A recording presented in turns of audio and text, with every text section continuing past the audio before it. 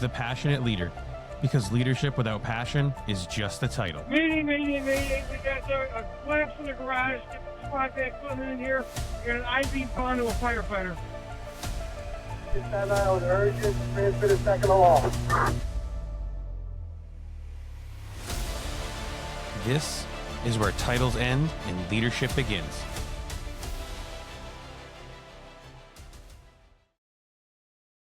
Ask yourself this. If cancer is one of the biggest killers in the fire service, why do we still treat prevention like a side note instead of a line item? Scott Jennie serves as the California State Director and National Training Program Manager for the Firefighter Cancer Support Network, where his mission is clear: staying with firefighters, EMS workers, and their families when occupational cancer changes their lives. With more than 35 years in the fire service, Scott retired as a fire captain and paramedic with the Laguna Beach Fire Department. He now leads national education and advocacy efforts, chairs Firefighter Cancer Awareness Month, works alongside the International Association of Firefighters, and helps author the FCSN white paper, Doing It Right, Reducing Cancer in the Fire Service. His work confronts tobacco use, cultural complacency, and the quiet acceptance of risk that keeps shortening careers and lives. But ladies and gentlemen, here is the gut punch. People count on us being here, our partners, our kids, our crews, and our communities. Cancer does not just take a firefighter off the job. It steals parents from the dinner table, mentors from the firehouse, and experience from the front seat. If you are ignoring prevention, you're not just rolling the dice on your own life, you're betting with the futures of the people who trust you to come home. This conversation is not about fear, it's about responsibility. So let's get to it. Welcome to The Passionate Leader, my man, Scott Jennie. How are you? I'm fantastic. Thank you so much for having the FCSN come on your podcast and be able to deliver the powerful message that you just said. Because it's all about awareness and education and doing it right. That's the bottom line. These little steps we can take to protect ourselves, because let's face it, it's all about our why, and our why is different for each individual. It could be your family, could be your coworkers, or could be making it to retirement happy and healthy. Commissioner Finn, retired Commissioner Finn of the Boston Fire Department, said it perfectly. You don't want to do 30 years in your firehouse to only get 2 years in your beach house. It's about making it to retirement happy and healthy. Amazing, man. Right out of the gate. And it's true. So I can speak from, if you, not you specifically, but if somebody in the fire service has never met anybody who has had to suffer through cancer, whether it be job related or even not, you either are brand new to the service or you live under such an extremely large rock that you're way too sheltered.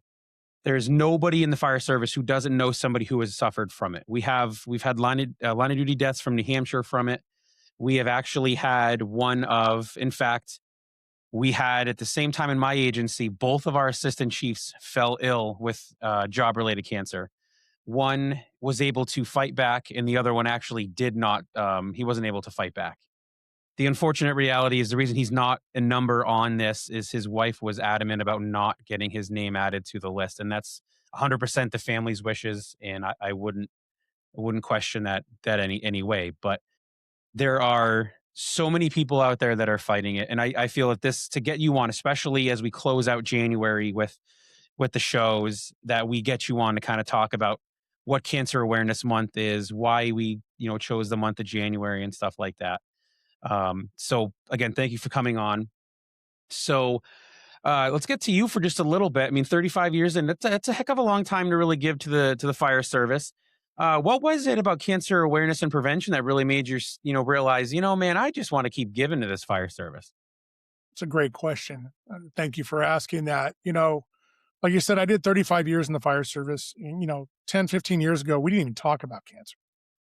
And, I was the guy with the dirtiest turnouts. I was our live fire guy. My helmet was black, and I thought it was cool until we had 2 of our fire captains that passed away from occupational cancer.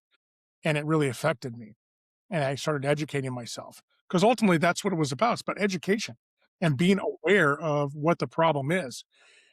And as soon as I educated myself, boy, my stuff was cleaned, replaced, fixed, so it affected me. That became my why of why I wanted to give back to the fire service that was so good to me after Mm. 35 years. Um, so it was my way to give back to the fire service that was so fantastic to me. It was such a wonderful career. I amazing. So I guess there's a really good point because even I sort of saw it. So I've been in since I was what 14, a little junior fire explorer type thing, kid full of piss and vinegar. What do you think was the catalyst that really sort of was the tipping point when maybe finally the fire service as a whole, whether it be on the career side or the volunteer side, finally was like, man, this actually is a serious problem and we need to address it. We started paying attention back in about 2005. 2005, that's when the Firefighter Cancer Support Network was born in the LA County Fire Department by a gentleman by the name of Michael DeBron, who was a firefighter paramedic for the LA County Fire Department, who had his own cancer diagnosis at age 39. And he was given a death sentence, told to get his affairs in order. I'm happy to say that Mike really sought good treatment. And he's still here today. He retired just a few years ago and is living up in Idaho, living his best life. I Um, love it. but Mike started noticing around his department that a bunch of different individuals and colleagues were being diagnosed with cancer. And they Mhm. started talking to one another. They started networking with each other about treatments and mentoring each other about what to do, how to handle it. And that's the vision that was born in, over 21 years ago now, it blossomed into what we are today. Um, Additionally, I think the IFF has really helped, as well as the National Volunteer Fire Council has really helped bringing this message of awareness to the forefront. 80% of the line of duty deaths last year that were reported to the IFF were from occupational cancer. But the IFF doesn't represent all fire departments. Many are volunteer and Solid many point. aren't IFF representatives. So we know those numbers are much higher. It's interesting to note too in Canada where they do a much better job of reporting, that number was 94%. So I think the awareness is getting out there. I think a lot of our local associations are paying attention. All the big organizations, FRCE, the National Volunteer Fire Council, as well as the IFF, are really paying attention and trying to move this campaign forward. And that's what January is about. January is all about firefighter cancer awareness, the little steps that we can take to protect ourselves. We go when we teach this education nationwide, free for any fire department that asks for it. And when we teach, it's called Doing It Right, and it's based upon our white paper, which is right here, Doing It Right, Reducing Cancer in the Fire Service. And that paper has 12 actionable steps that you can take to protect yourself. Because let's face it, it's about your own personal advocacy, advocating for yourself. It doesn't have to be policy. It's leading by example and changing the culture in the fire service. And when I go teach, I always say, hey, I'm not telling you not to be an aggressive firefighter. I'm telling you to Mm. be a safe, aggressive firefighter. We need to make some small operational changes in the operations that we do day to day on everything that we're exposed to on and off the job. Because let's face it, it's not just on the job exposures, it's things you need to do off the job as well, which are outlined in the Doing It Right paper, with actionable steps, simple things we can do: diet, exercise, wearing your SCBA from the start of suppression through overhaul, using sunscreen daily, simple things that we can do, and being proactive with your health and wellness, sharing this information that, unfortunately, we as firefighters, and it doesn't matter if you're volunteer or a professional, smoke doesn't discriminate. The bottom Mm. line is we have a 9% greater risk of a cancer diagnosis than the general public, and we have a 14% greater risk of mortality from cancer than the general public. And you look at the general public as a whole, about 40% of them will be diagnosed with cancer in their lifetime. Unfortunately, we have a much higher chance of that diagnosis. So it's the simple things we can do to protect ourselves. I hear a lot of firefighters say, well, I just don't want to know, or, well, I signed up for this job. I knew the risk. Your family didn't know the risk. Mm. And you know what? Your brothers and sisters in the fire service, they want you here too as well. We've all been impacted by cancer in the fire service. We used to start our classes, and when we present at all the national conferences, including the FDIC, we used to say, raise your hand if you know someone in the fire service that has either been diagnosed with cancer or passed away from cancer. We can't ask that question anymore because everybody raises their hand. Mm. So again, it boils down to those simple steps. We need to reduce the epidemic of cancer in the fire service. And you asked, how did this movement get moved forward in the forefront? There's been a lot of peer-reviewed occupational studies that have been done by the researchers such as NIOSH, NDRI, um, the University of Arizona, and right now with the firefighter cancer cohort study. But the four big ones that came in the forefront in the early to mid 2000s was the NIOSH study of 30,000 firefighters, where they looked at three large metropolitan fire departments from 1950 to 2009. They determined that, yep, it's real. It's here. We have that 9% number and that 14% number. Now, University of Cincinnati in 2006, they proved that we were absorbing this stuff through our skin, even with our PPE on, you know, and that for every 5 degree of temperature rise in our body, our absorption rate goes up by 400%. That's astounding. So we're ingesting it, we're absorbing it, and we're inhaling it on the fire ground, on top of diesel exhaust being in our life every single day, which is also a group 1 carcinogen.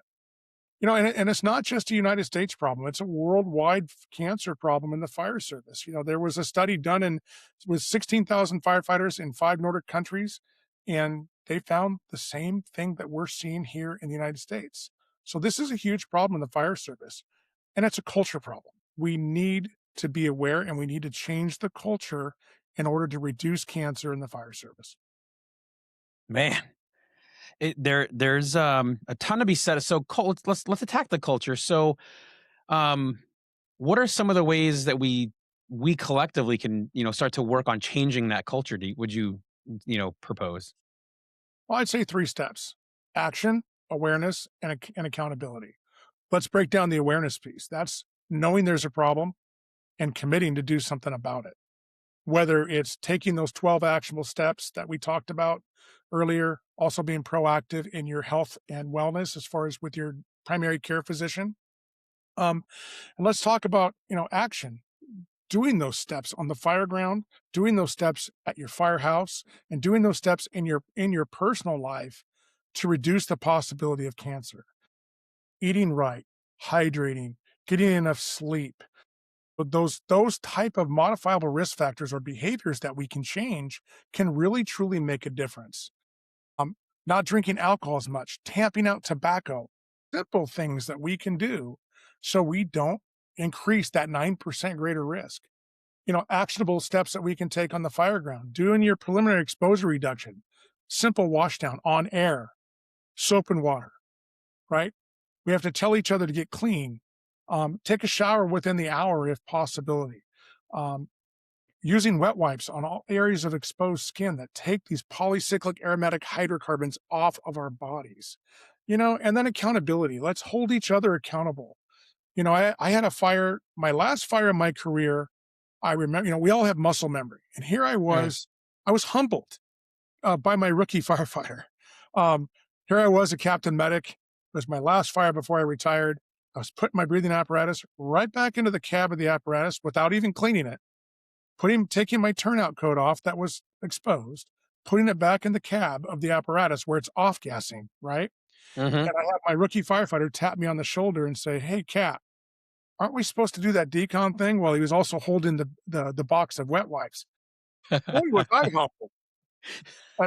He was right to do that. We all have, we call it leadership lanes, from the formal ones, from the chief officers to the company officer, who is the biggest changing agent on it at the firehouse, to the company officer. We all have the ability to lead by example, and others will follow. And if we take those 3 simple steps, action, awareness, and accountability, we can certainly make change to reduce possibility of a cancer diagnosis in your career or in your firehouse. Additionally, that's where also management, your local leaders, and if you're in a career politician, however it is, labor management needs to come together to address these issues and work together towards those 3 steps. of action, awareness, and accountability. Because truly, it boils down to those three steps, but also again, being your own advocate, saying, you know what, I'm gonna start making some changes in my life on the job and off the job so I can be there with my family. Again, so we can get 30 years in our firehouse to get 30 plus years in our beach Mhm. house.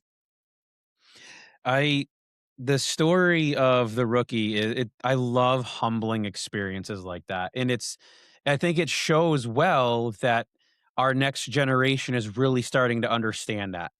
And I think truthfully with a lot of and it's hard to advertise this, I suppose, but a lot of times when we want to make culture change, we have to wait for attrition to happen to get it to become the social norm. I know up here, our academy, it's built into our, curriculum now, like firefighter, cancer decon. We, I talked earlier about our situation with, two assistant chiefs that fell ill at the same time. If that did anything for us, that got us to become what I happily will say and very proudly will say that our men and women are the only department in our area that actually will do on scene gross decon. However, one area that you brought is a really good point is we do not do it on air. So we still have to improve upon that. We are leaps and bounds above where we were, but there's always room for improvement. So kind of brushing on that concept, I feel we're getting there, but what are some areas that we're just still getting it wrong when it comes to prevention measures?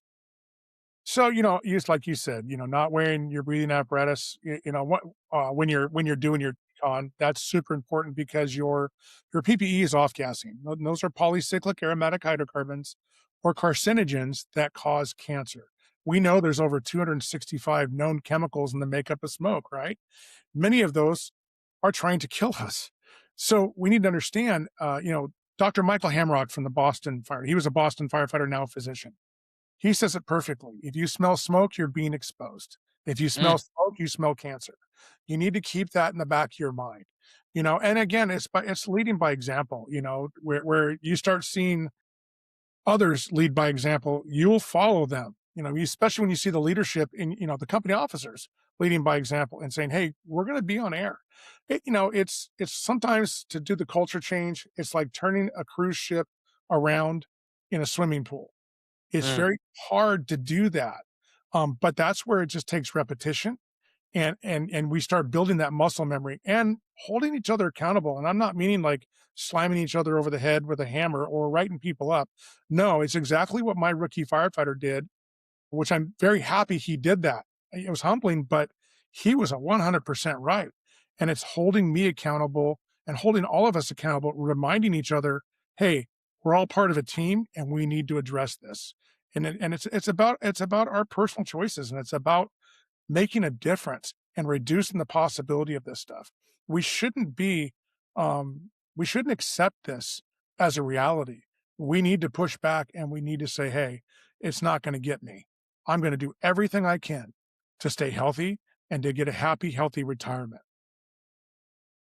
A beautiful transition because actually my next question I had was, we seem to, accept that risk, and you hit it on nail on the head. It's the acceptance of the job. And I think it is the easiest and cheapest cop out with everything from cancer awareness and prevention to even mental health and stuff like that with, yeah, I know I was going to see traumatic stuff, but I signed up for it. And you're not wrong, man. Our families, 1,000,000%, they have no clue what we're signing up for. They're like, oh, mom or dad are going to be a firefighter. That's pretty cool. Little Johnny doesn't know that, when dad comes home and he's got, carcinogens still running rampant on all over his hands and he touches the tricycle. Well, now he's pedaling the bike in the driveway and he's getting it. At what point, do we cross the line from accepting the risk to being care? So it's kind of a double-edged sword here, but like, where does that line come between accepting the risk and then just being careless with our lives? Well, again, it boils down to that personal choice. We don't want to be careless, and we don't we shouldn't accept the risk by itself. We need to combat the risk. And that's what we do when we go out in the fire ground, right? We combat the fire. We combat the emergency. We mitigate it. And we need to do the same when it comes to cancer reduction, not being exposed as much. Simple steps. Like I said, those 12 actionable steps I talk about, that needs to be the norm. and we need to make sure we wash this stuff off of us. We need to get this stuff completely off of us, not transporting dirty, contaminated PPE in the back seat of your own apparatus when you're coming home from your firehouse. Then you're transferring those same contaminants. If you have children, they're the ones who are sitting in the back seat, right? So now you're transferring all of that to your family. So Mm, we need to take this seriously. When you look at the line of duty deaths, which we know, like I said earlier, we know those numbers are much higher. uh, we need to pay attention to that. Okay, what can we do to combat that? And it really boils down to simple things: clean body, clean air, clean cab, right? And if everything's clean and you keep yourself clean and you reduce as much as you possibly can, you're reducing the possibility of a cancer diagnosis. You're reducing the possibility of bringing this stuff home to your family. And these are just very simple, actionable steps that you can do to really, really assist you in reducing the possibility of a cancer diagnosis. And two, not bringing it home to your family, not drag it into the living areas of your firehouses. All this stuff, it's a DNA change that happens over multiple exposures over multiple years that can cause cancer. Now, I can tell you, I as the all of our we're in all 50 states, and we're building up into Canada right now. So every state has a state director, and that state director takes requests for assistance because we have resources that we give individuals and their family members for free in the event they're diagnosed. We try and right the ship, per se.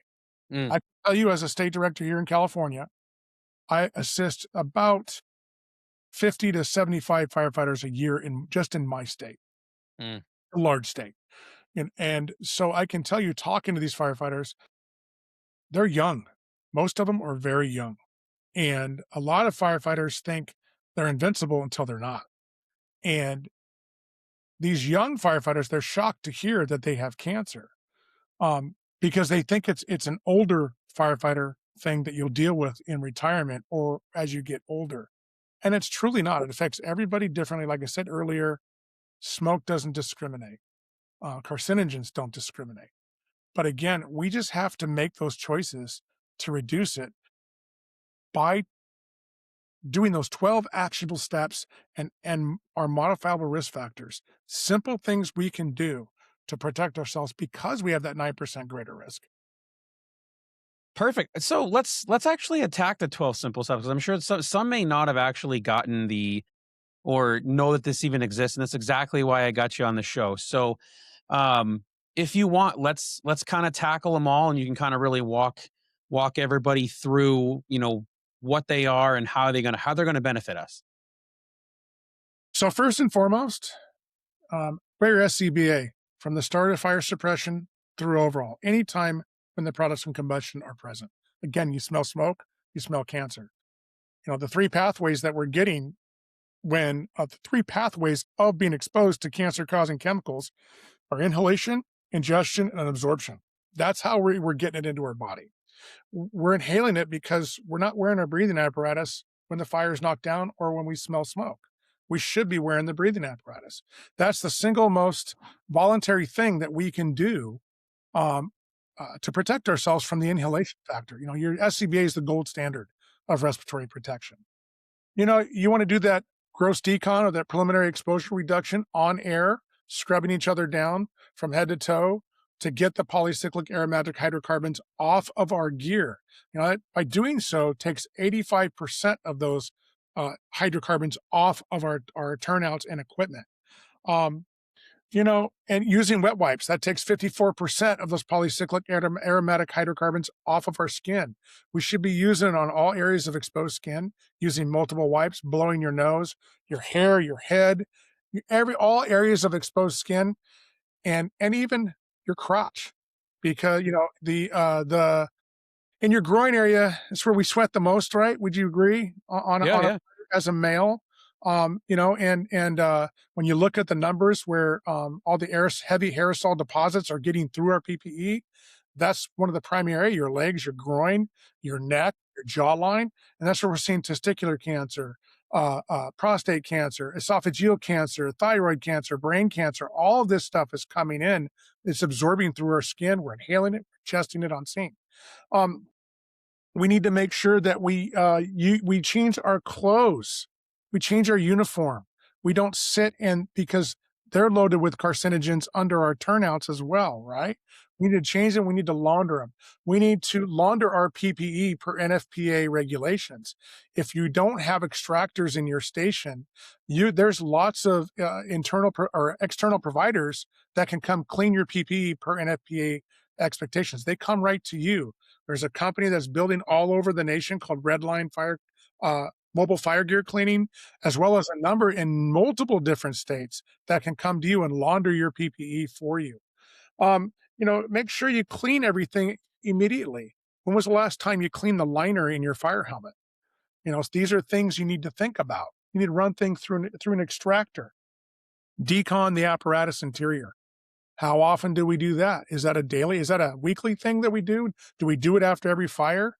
We started doing it in my fire department. You came in the station and you went, I smelled, they had a burner last night. Yep. We immediately threw our nitro gloves on and we started scrubbing all the equipment, all the interior, scrubbed everything down and try and decontaminate it as much as we possibly can. Shower thoroughly. The catchy phrase is shower within the hour. Sometimes it's hard to do for busier departments, but you need to get that stuff off of you.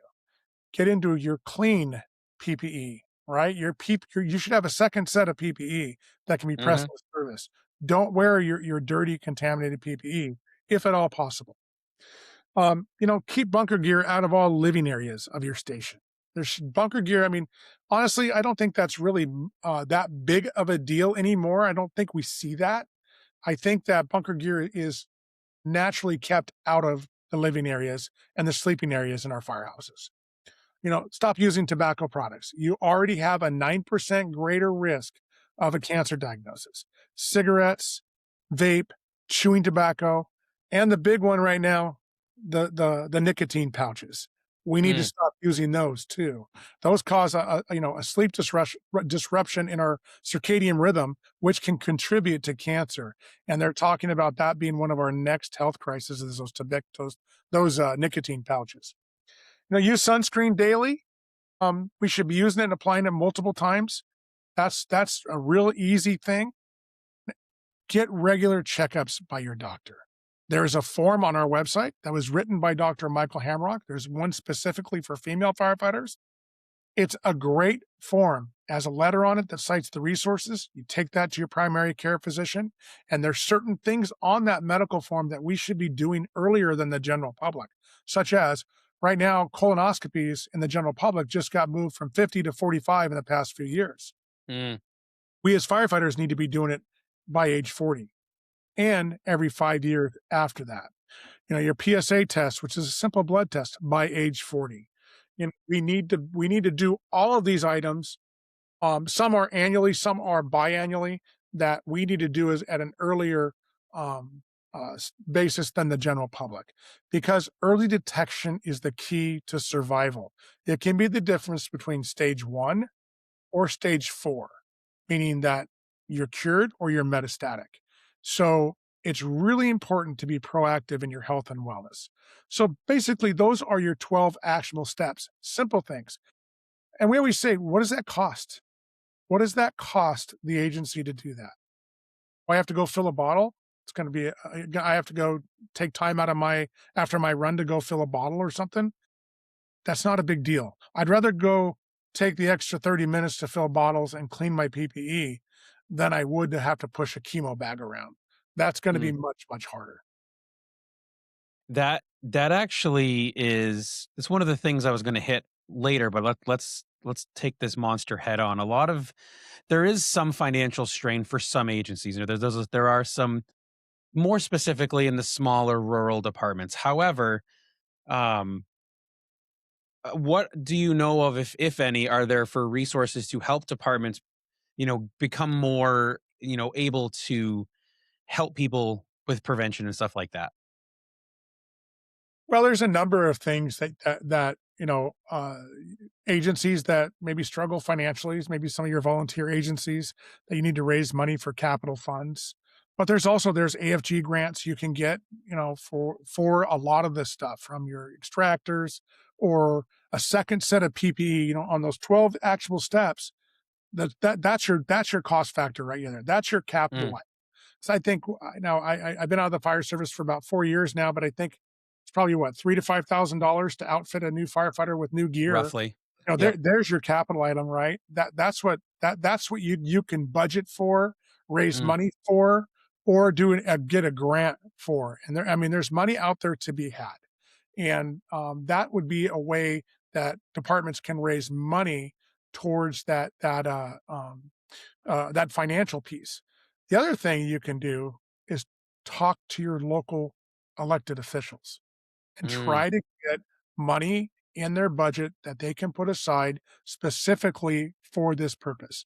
I'll say here in California, California professional firefighters just raised a lot of money towards cancer research in this mm. state, and That's they're awesome. doing strides on it, and they're doing a lot of great work. Additionally, I'll do a little plug right now for the National Firefighter Registry. We want all firefighters to register for the National Firefighter Registry. If you haven't done so, you don't know what it is, it's confidential. Doesn't matter if you're career, volunteer, retired, or brand new on the job. We want you to register for this. It's a long longitudinal study that is looking at all the trends and your work habits and everything in the event someone's diagnosed with cancer, so they can eventually, hopefully, disrupt that chain and make those changes in our operations, in our equipment. And this is all funded by CDC NIOSH, and it's free. Again, it's confidential. They don't report back to anybody on this. They're just doing the study to try and identify those trends to make us reduce the possibility of a cancer diagnosis in the fire service. That it's an amazing plug. I've actually sat down, I did it myself. Oh gosh, probably better part of a year ago now at this point, I feel it was. And I think it was probably 5 minutes of my time. And it's absolutely worth it. You're 100% spot on. We will put a link in this. So when the episode gets launched and all that stuff, we will have a link to that, at least on our website. So for those of you that want to go and do this, go to thepassionateleader.com and under the episode section, look up this episode and you'll be able to click the link and go and do this. I beg you to do this. This absolutely has everything to do with preserving the future of the fire service, your future self, and future firefighters who are going to, serve long after we are. So don't if we could make it mandatory, I really wish we could because it's definitely that beneficial to the fire service. So that is an amazing thing to put in there. So let's since we have the chair of the January Awareness Month, let's discuss why was January picked, and what can we do. I mean, I think just go back and play any of the last 30 minutes of our conversation to answer the second part of this, but let's add some more stuff because I feel I can get some more out of you. Why was January picked, and what can we do all year to keep recognizing cancer awareness? So the Firefighter Cancer Support Network and the International Association of Firefighters, we signed an MOU, I want to say 5, 6 years ago, and we began this campaign because we wanted to provide firefighters with the resources and the things that they could do to protect themselves. Um, we picked January because it seemed to be the best month. Because so many other months had different types of cancer awareness going on. And so we thought, well, January is a better time. It's the winter time. Sometimes you have to do more table talks and things of that nature due to the weather. But we came up with we have fact sheets. We have survivor stories, which this year we're doing behind the badge, there is I think 10 videos that we did professionally, and it's firefighters who are survivors that want their message to be out there about their diagnosis, what they went through, what the journey was like, how they got back to work, and how cancer affected them and their family. Because ultimately, it affects your family something fierce. But we put out a number of resources, including mental health this year, because mental health goes hand in hand with the cancer Hmm. diagnosis. it really should be a part of your treatment. If you are, God forbid, diagnosed with cancer, Hey, it man. should be part of your treatment plan. Mental health certainly goes hand in hand with that, because we do have a mental health issue in the fire service. None of us ultimately get out unscathed.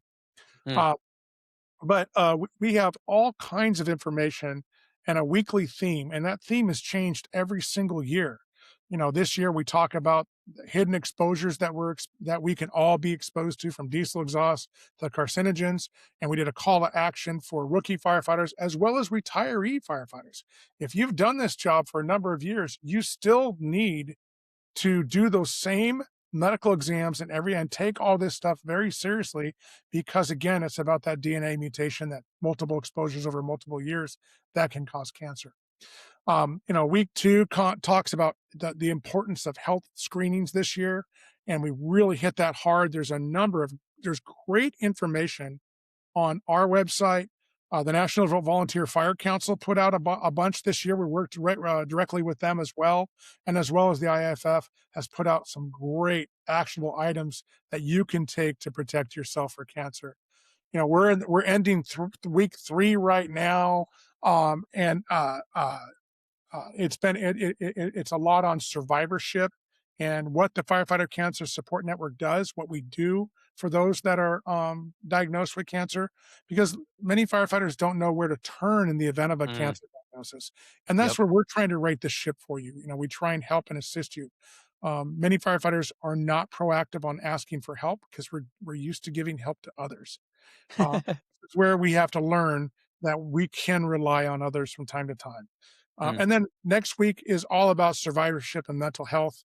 And we have a number of resources on our webpage that you can look at. And all those resources are up all year round, including the years before. mm. So it is great information. It's easy information to download. You have that coffee table talk. We ask everybody to do a safety stand down during the month of January at some point and say, hey, guys and gals, we're going to go over all this information and what we need to do. And, I always say, make one big change in your life to reduce the possibility of a cancer diagnosis, and then start instituting that change and start bringing it in and leading by example, and do more and more and more as that muscle memory will come to reality. It's so, so important. So that was the inception of Firefighter Cancer Awareness Month. And we work on it year round. Mm. And we push it out, and it's a lot of work, but it's great information. And we ask everybody, whether you go to the IFF's website, the National Volunteer Fire Council's website, or even our website at firefightercancersupport.org slash FFCAM, Firefighter Cancer Awareness Month. And that's where you can get all of our resources, and you can even see the year previous resources as well. Because again, every year it's a different theme. So to that, and this is just what of all of I originally was going to ask just this year's, but out of pure ignorance, I did not realize that there were different themes year over year. So throughout your involvement with the FCSN, what so far has been your personal favorite theme that you're the most passionate about? Well, that's a tough question, because I think every year the themes were great. Sure. Yeah, yeah. This year, like last year, we hit female firefighters and the different Mhm. types of cancer that they're getting than their male colleagues, and we looked at the why. But this year's been my favorite. I think because the behind the badge video survivor stories, they've been Yeah. so impactful. We put them up on all our social media platforms, from here on TikTok to Instagram, Facebook, X, even LinkedIn. And we've gotten a lot of engagement and a lot of Mm, reshares and everything else, which is great. Because we're not monetizing anything for it. We're about just reaching firefighters, and these stories are so impactful. And you see what it how it- how it impacted each individual, mm. and how they went through it and how rough it was. And we want firefighters to understand that. That's that emotional grab that will say, Yeah. "This is here. This is real. We need to do something about it." Mm. So I think this year is probably my favorite. I, we touched on right out of the gates, and my intention was to, knock the wind out of people because we have to. There's no way to really make a difference if you do not have that shock and the awe, because it really is there. And it's, if you haven't lived it or seen a survivor or watched one of your assistant chiefs struggle to walk up the stairs just to come and say hi during his recovery, you have no idea what it's absolutely like. And by the time you discover what it's like, it's too late.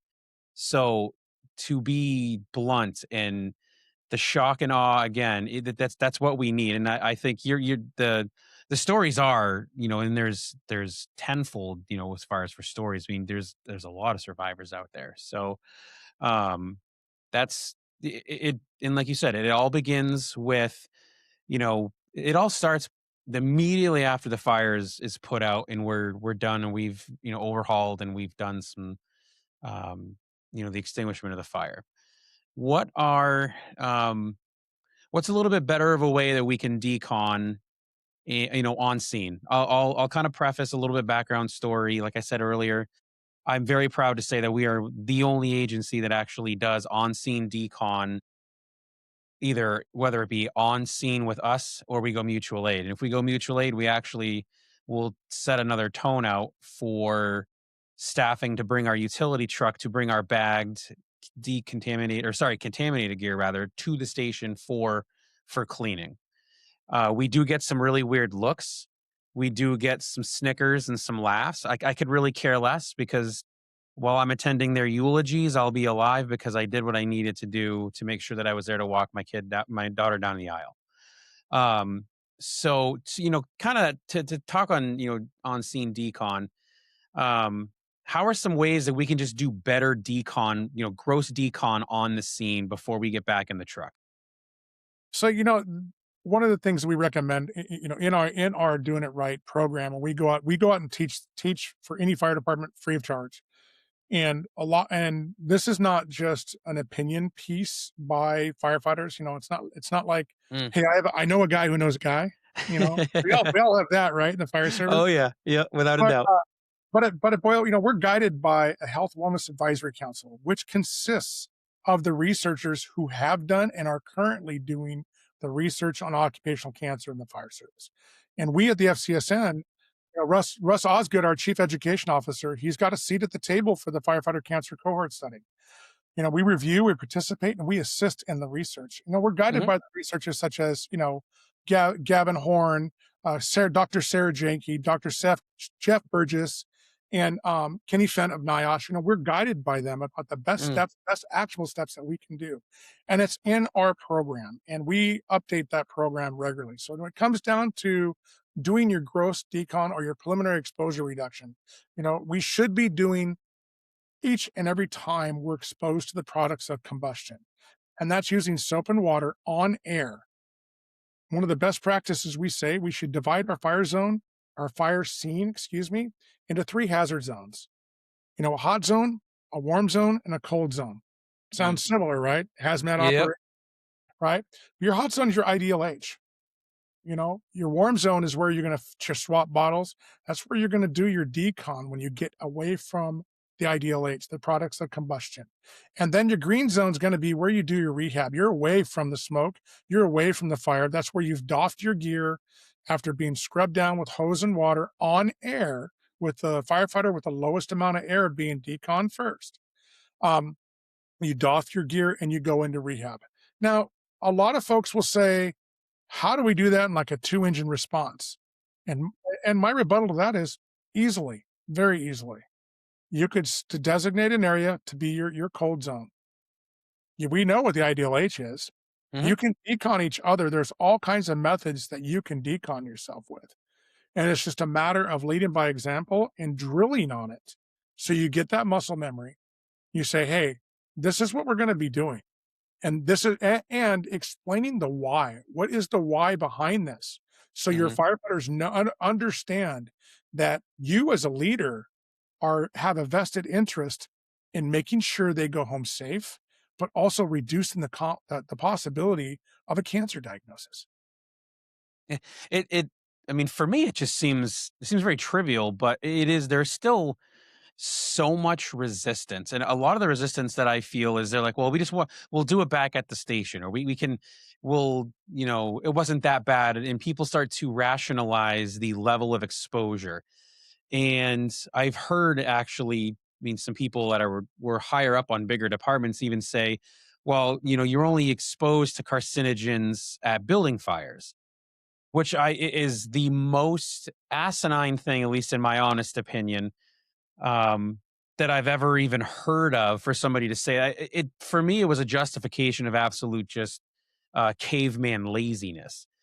So, to that, I suppose, what are some other areas where you've seen? Because I mean, statistically, yeah, we want to look at structure fires as our higher frequency exposure, but has there been any research as far as different levels of carcinogens and stuff based on different emergencies that we respond to yet? Well, like I said before, there's 265 known chemicals in the makeup of smoke. And for someone to say that, well, we're only exposed to carcinogens for a short time on the fire ground, that's just a badge of someone who's not educated. And they have no idea what they're talking about. And they try and rationalize it because they don't want to do the work. What are the two things that firefighters hate the most? The way it is and change. Yep. And it's no different here in California than it is there in New Hampshire, right? Same circus, different monkeys, and it's the same thing. But the bottom line is, it doesn't matter if you're going to a fire in a structure, you're going to a fire in a vehicle fire, you're Mm, going to a dumpster fire, or you're going to a wildland or brush fire, um, or nuisance fires. Everything out there is trying to kill us. We just yeah. have to take those simple steps to protect ourselves. And you know what? It began again. I think those three items I talked about earlier: action, awareness, and accountability. You know, you, your leadership needs to say, "We're taking these actionable items. This is what we're going to do. And we're going to hold each other accountable. This is my expectation." For me as a company officer, I gave my expectations every year when if I got a new crew, this is my expectations. This is how it's going to work. We're going to do our decon. We're going to be on air. I want you. I don't want to have to tell your loved one, your family member, your significant other. I don't want to have to tell them that you contracted cancer because of the job. And they're Mm, going to look at me as their supervisor and say, "Why didn't you protect them? Why mm-hmm. didn't you help them reduce the possibility of a cancer diagnosis?" You know, you can only lead somebody, what do they say, you can only lead a horse to water, you can't make him drink. Yep. You know what? I think as you start to lead by example, like you hit the nail on the head. The other agencies that you're working with on mutual aid is kind of snickering at what you're doing. But pretty soon they're going to start scratching their heads and they're going to go, "Why? Why are they Hmm. doing?" And then pretty soon that message gets out and it gets loud and clear. It so my question is going to be back to you. You had two of your chief officers that one passed away from cancer and one was lucky enough to survive. How did it affect you and your colleagues on the assistant chief who passed away from cancer? So it was honestly, it's sort of like how anything is in the fire service. It was hot, catchy, and flashy at the time. So I was like, holy smokes, we lost him because of this. And we need to really be cognizant of our cancer prevention and screening and everything. So we did what every agency likes to do, the knee-jerk reaction of let's make some SOPs and SOGs, which are still in place today and I think are 100% appropriate. But um it boiled down to it, we went from one extreme to the other. So we went from not really doing much, kind of like, we'll scrub down, we'll wash our gear when we can, to finally actually getting it so that if you have any exposure whatsoever, period, to products of combustion, then your gear goes in for wash. You pull your second set off, and once it's washed, you can swap it back out. It worked out really well, and I think unfortunately, what really kind of happened over time was people became a little complacent and like, well, yeah, it was just a burned up blower motor on a furnace. We started kind of trying to, I'll use the word rationalize again, where it was, well, it wasn't that thick of a haze, so it wasn't that bad. So, truthfully speaking, it's making sure that we remain absolutely dedicated in what our rules and regulations are. I can tell you, so we have a young kid in town. He's 14. We can't take him on legally because we don't have a junior department. But he has quickly picked up on the fact that we wash our gear after calls because he'll come, he listens to the scanner and he's like, oh my gosh, Brookline, you got a call. Let's go help get the trucks in service. So we've gotten at least the clearance that as long as he's underneath, say, either my supervision as the deputy or somebody else, he can be there and he just has to come, be within, eye shot, as long as he's there so we can make sure he's not getting hurt. And he's to the point I was like, well, you got to make sure we like scrub the seats down in the truck. So his enthusiasm is actually helping reinvigorate the need to remain to it. As far as how it personally affected me, I mean, I can tell you that we have a set of about 6 or 7 stairs that lead from the ground up to our office area. And one of our retirees was bringing our assistant chief that survived in to just a visit. And he couldn't physically walk up the stairs. He got to the very top stair and both of his legs gave out underneath him. And when you see somebody who is, he's always been, a superior to me, somebody that I um kind of, I don't want to say model myself after, but it's definitely somebody that, you work with and you're used to dealing with. When you see him in this capacity, it's eye opening. It really makes it clear and obvious that this ain't no game. We're not playing a video game where if you die, you just reload and get 7 more lives. It's you get one, and if you mess it up, you either get 20 years total, or you can again get 30 years in and 30 years of happiness out and doing, fun free things. So, You hit the nail on the head, complacency. And, we're all invincible until we're not, right? mhm, And it's being complacent. So, let's talk about food on the stove calls. We've all been on those. sure. Are we wearing a breathing apparatus on those? Should we? Yes. Yeah. Yep. What are the pots made out of? Teflon and all these Well, other chemicals. Yep. yeah. So we call these type of calls where we tend to slow down. We're not wearing a breathing apparatus. Oh, it's just light hazy smoke. We call that, there's IDLH, but this other one is EDLH. Okay. Eventually it's to life and health. You know, you might Oh. you might get away with it 2 or 3 times, but through the course of 30 years, it's gonna have definitely some changes on your body, Mhm. you know, and especially Teflon, that's a forever chemical. We're concerned about PFAS in the fire service right now. We're trying to get our PPE changed to PFAS free, et cetera. But when that burns, I mean, have you ever come out of one of those? We take the pot of beans, we put it outside, we air the place out, and let's get back on the rig and go about our day, right? But all of a Mm. sudden, we start having a headache. We feel like some mild flu symptoms, and then it goes away about an hour or so. Guess why? Because you just got exposed, and Mm. that's been proven to be polymer fume fever. So again, Okay. that's EDLH. Not wearing your breathing apparatus on exterior fires, uh, is EDLH over multiple times over multiple years is going to cause a mutation, and it's going to cause cancer. Polymer fume Polymer fume fever. fever. Yep. I love it. And you're spot on. I guilty as charged, number one offender that smoking your smoke, from cooking. It is what it is, but you're 100% not wrong. And it is, even if we're not using, say, these newer, if we're using we use cast iron here at the house. However, I'm still using some form of a chemical to have a non-stick surface. It's just how it works. Whether it be an oil, but what is anything really in this world nowadays pure virgin anything? No, there's always a chemical of some sort in it. So that is a level of resiliency that I think everybody should take away from this. Yeah. Um, The bottom line is, if there's any smoke present, breathing apparatus. yeah, I mean, right. that I mean, common sense. Wear a breathing apparatus. Don't be complacent. A lot of people say, well, they get heavy, they get cumbersome. Well, try pushing around a chemo bag or having to go through mm, therapy. You wanna find out what cumbersome is? You have no idea. You know, uh, One of our, the New Hampshire state director, Dave McElroy, we talked about him earlier. Yeah. Great guy, and he's going through his own cancer battle right now. And he says it's like being jet lagged and hungover that doesn't go away, and it's the worst you ever feel ever. Yeah. And he's battling it hard right now, but he's giving back to the fire service in New Hampshire, to all the New Hampshire firefighters right now, to get resources for them in the event there's a cancer diagnosis. Yeah. I from watching the two assistant chiefs for me, that's how I could see it.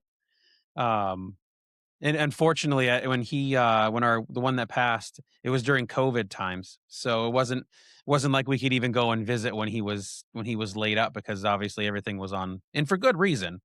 I wouldn't want to go if there was a potentiality to make him even more sick. Right. But it's these things that they steal time with people, and both are really good guys and have given we're a combination department, so they both were on the volunteer side. So they were literally giving family time to the community to serve. This is how they end up paying the ultimate sacrifice is by stuff. And it's you know at their age, the way I look at it is generationally we're at the point now where so I'm 40, so I feel like I'm at that happy medium. I'm sort of like the tipping point of my career. People before me, I feel that you can almost say ignorance was bliss when it came to cancer awareness because there really wasn't a lot. But the people that are coming after me, um, 100% are going to be educated on it. So there is no ignorance is bliss with the next and upcoming generation. There is just ignorance is fatal. That's it. There is no excuse to say, well, why didn't you? We're arming you with the information. We teach you how to put the damn fire out. Why don't you keep the problem and stuff off your skin and your body? And we did talk a little bit about, departments that look to make things different.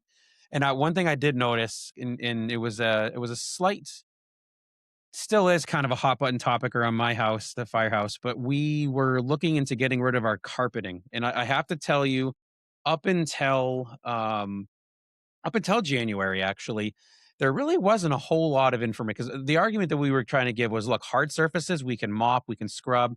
The way that our firehouse is built, you literally go from the apparatus, walk in a door, and you're in the offices. There's no hot, warm, hot, warm, cold zones. It's just hot, cold. And where the offices are, that's where myself, the fire chief, and our administrative assistant are the only daytime staff that we have for, during the day. So, I mean, it's nothing for somebody to go in, do a truck check, or come back from a call, walk up to my office and be like, hey, JP, what's going on, dude? Did you change your boots? Did you wipe them off? Nope, you just walked by it. Thanks for carrying the shit in my office. Oh, and because we have carpets, it again, I believe I don't want to paraphrase. I'm going to paraphrase, but I don't want to word for word. But that carpets are sponges; they hold that stuff. And some of the argument that we were kind of trying to push and lobby is a horrible word because it's entirely too politically realmed for me. I hate bureaucracy. But one of the arguments were like, hey, this carpets, they hold this stuff. Give us a hard surface. And two of the pushbacks we got. One was the comment of, well, you only are exposed at structure fires, which obviously is easily debunkable. And then the second one was, man, the acoustics are going to be so bad if we put a hard surface in. I'm like, dude, I don't care about acoustics. There's three of us. So we're still working toward it. It's just a matter of getting people educated that sometimes we just have to look outside of our comfort zones, and we are extremely fortunate to have a our town is extremely giving when it comes to asking for things. Every so often we'll get the fire truck lease payments, or the sign up for a new one, I should say. And then I'd be like, well, can we wait a year? And it's like, we could get another year out of that truck. That's fine. But they've never really left us in a lurch if we're like, hey, we need to do this because of XYZ. So our residents are extremely cognizant of what we need to do and what the town needs to provide for us to make sure that we give them the ultimate service. Because I mean, the fact of the matter is if you have a fire department that all falls sick with cancer, who the hell is going to show up when the emergency comes in? So it that's long tangent for me on that one. So I didn't really go deep on into the flyer, but what are some other things that leaders can look into as far as making changes within their firehouse, whether it be actual furnishings or just best business practice to help kind of keep the dirty in the hot zone and the good stuff in the cold zone. So that's a great question. So there's a great publication that came out of Washington State called Healthy In, Healthy Out. And it Okay. addresses they just did their second revision last year, and it addresses those exact concerns, and it goes over everything that you should do to try to reduce a cancer diagnosis, and it goes into the station and exactly what you said. Hard Okay. surfaces, solid surfaces, surfaces that won't absorb the chemicals. No, no boots that come into the station. We stopped wearing our boots in the station, which only during COVID. We Mm, finally stopped doing that. Our day boots, not our turnout boots. We stopped wearing our sure. turnout. But little things that we can do, like, and those are some capital items. Like your big chairs in the day room. They should be a solid surface, like a leather. Mm. It shouldn't be fabric.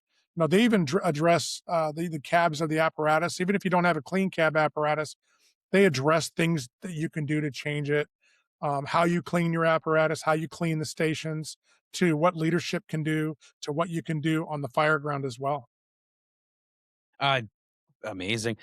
Um, I thought I had a question written down. You've given me so much that, and I'm extremely grateful. Um, so the FCSN does a lot for the fire service, at no cost to the recipients. What are some ways that we can help give back to the FCSN? Oh, well, we are a 501(c)(3), and we're unique in this world, being that we're nationwide nonprofit, and we consist of all volunteers ourselves. Mm, We're all either working or retired firefighters, and some of us are cancer survivors, some are not. And the way we exist is on donations and grants. And if someone would like to donate to the FCSN, we would greatly appreciate it because that's how we pay for our resources to go to the diagnosed, which we'll be talking about hopefully here soon. Um, the donations, you can go to firefightercancersupport.org and you can click on the donate button. And we appreciate anything you can give. Doesn't matter how small or how big. It really helps guide us so we can deliver this message, but also so we can deliver the resources to those that are affected by cancer.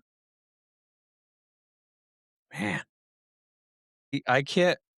My brain ain't big enough to handle all the stuff that you've given me in this hour. This has been great. I hope that those are listening have safely pulled over if they're driving so they could take some notes because there is a lot to take with this. Is there anything before we do wrap it up that you want to cover while we're here? I do. I want to talk about the resources we have in the event of a cancer diagnosis of a firefighter or their immediate family members, and that's primarily our mission. Our mission is to provide badge to badge support, training, and guidance to firefighters, EMS workers, and their immediate family members when they're diagnosed with cancer. So Okay. we do that. What we do for individuals when they're diagnosed or your immediate family members, we do two things. We provide what's called a cancer toolbox. Everything we do is free. It's shipped right to your door. And in that box, it's a huge bin that comes to you, and everything from your cancer case goes into that bin because you get inundated with mounds and mounds of paperwork, whether Mm, it's a workers' comp case, if you decide to pursue that, or just through your EOBs, bills, receipts, etc., that you have to go through. Because financially, it can become a burden on the individual going through cancer. There's a lot of educational items in that toolbox, from Patient Resource, American Cancer Society, etc., that can really help guide the individual through their cancer journey. But we also have this manual right here called the Firefighter's Guide to Cancer Survivorship. okay. That is your SOG manual. That is something that we have produced that helps guide firefighters and their family members from diagnosis, treatment, and hopefully into recovery. It goes over actionable questions that you can ask your oncologist or treatment team. It goes over the presumptive laws because we do have presumptive laws for cancer in every state. Every state is different on how it works. Mm, It goes over the causal correlation of occupational cancer and everything you need to think about through your journey. And there's areas in there to journal what your doctors are telling you. So that way you have that all at your fingertips. It's a great, great resource for everybody when they receive this toolbox.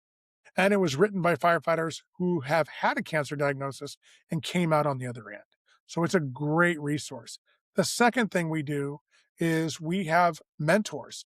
We provide a badge to badge peer mentorship for firefighters when they're diagnosed with cancer. And so when a firefighter reaches out to us for a request for assistance, we match them if they desire it. We match them to a firefighter who's gone through the same or similar cancer and they guide them through that journey. It's that psychological peer support piece. Again, looking at the behavioral health piece, they're not clinicians, but they help guide you. So I always say Mm, it's like sitting at the firehouse coffee table where we solve all the problems of the world and we bust each other's chops, right? yep. But we feel comfortable talking there because we're speaking to another firefighter. We as firefighters are not really good at asking for help for ourselves. Oh, we suck. We're terrible at it. But we'll talk to another firefighter. And that's where the mentor piece comes into play. And that's what Mike DeBron, when he founded the organization, Mm. that was his vision to what it's blossomed to today. We have over 200 fire service mentors now that guide, and we have widow mentors as well to help give that comfort, hope, and strength for the individuals while they're going through this journey. Mm. That is, I mean, mind blowing how much is help is out there. So one thing actually that I find really interesting is that there is help for immediate family. What are the I don't qualifiers is a horrible word, but I don't really know what other phrase to use. So what are ways that if somebody's an immediate family member that gets diagnosed, like how does that kind of tie into the fire cancer support network? So we offer the same resources because they're fantastic resources, and we say, even though they're geared towards the fire service, they can definitely be tweaked for your immediate family member because there's great information in there. Like I said, the questions to ask your treatment team, all of the information that's in that Firefighter's Guide to Cancer Survivorship certainly is applicable to people who are non-fire service mentors as well. And having that badge to badge mentorship, it's as simple someone calling them saying, because they have feelings of anxiety, depression, Mm, hopelessness, yeah. and they feel that like they're underwater, they don't know which way is up, but it really helps guide them and turn the ship and right the ship into the right direction. Mm, Sometimes we just need that gentle little reminder of, "Hey, this is what you need to do. This is what it's gonna be like, and this is what it's gonna look like when you're going through it." Because it's an unknown journey, and as soon as someone hears that C word, they immediately think they're going to die. right. And that really frightens everybody. Hopefully, if it's caught early, that may not be the case. Hopefully, we'll Mm. get you to remission if you get the right treatment and be proactive in your health and wellness. Are the resources available for so we'll hit the family one first. Is it, does it have to be like a per se, like a match of presumptive cancer, or is it just a cancer in general for an immediate family member? Cancer in general, we still match them with someone who has the same with a mentor that has the same or similar cancer. But yeah, the resources are exactly the same. Man. And last question. If somebody is a retiree and they contract, cancer, is that still resources are available for them as well? 100%. Doesn't matter if you're, career, volunteer, retiree, or recruit, or an EMS worker. We Mm. will support you with your cancer diagnosis free of charge. Um, Bro, I think it's such an amazing resource for firefighters because this literally is our lifeline. We talk about needing a RIT team at a structure fire and all that stuff. This is our RIT team for when we get cancer. So guys, again, get out there and take the survey that we were talking about earlier because if you can help one, then you've helped more than you weren't if you didn't take it type thing. Um is there I mean I man, that this is huge. Um, I don't really have any more questions. I think you've left us with a lot to digest, a lot to look up, guys. Go to the websites, look everything up, read the info sheets, watch these badge videos because they are very, very touching, compelling, and eye opening to say the least. These are not actors. These are people who actually suffered and fought for not only their lives but to be around for their family members as well. Scott, if there's nothing else, my man, I think we can wrap up the conversation. But I greatly appreciate your time today. Well, cancer is not the most sexy topic to talk about in the fire No, service, not at all. Yep. but it is something that we need to discuss. So I appreciate you having the Firefighter Cancer Support Network come up on your podcast and have us on here to explain what we do. And so hopefully a lot of firefighters who don't know about us will now know about us. So thank you so much for having us. Yeah, I appreciate it. What? I'll give you our anchor question. So we always ask the same question at the end of every podcast, and this is sort of just this is for the new person starting out either their leadership journey, and this you can answer whether from your 35 years of experience or now your time with the FCSN. Proverbial new leader in the fire service, working their way up. What is your one unadulterated and unfiltered piece of advice to help them succeed? That's a great question. The big thing is cancer prevention starts day one. It's a call to action. When you walk into the fire service, it begins day one. You need to know about it, you need to embrace it, and you need to practice it. And then you need to continue that through the life of your career.